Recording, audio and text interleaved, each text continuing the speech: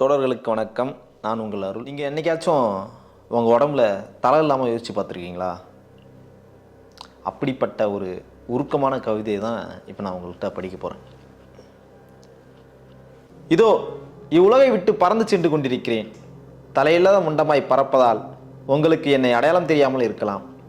அதற்காக நீங்கள் வருந்த வேண்டாம். என் அம்மா அப்பாவே என்னை உடனடியாக அடையாளம் காண முடியாமல் சற்று தவித்து தான் போனார்கள்.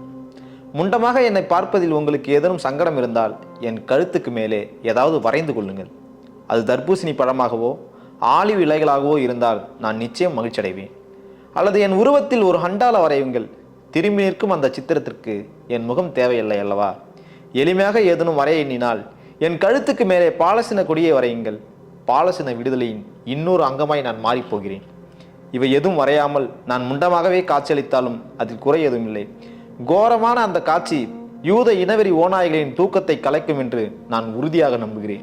ஏனெனில் குறிவைத்து கொன்றுவிட்டு அது துயரமான தவறு என்று கடந்து செல்லும் அந்த பாசிச கூட்டத்திற்கு என்னை அடையாளம் தெரியாமல் போக வாய்ப்பே இல்லை அல்லவா?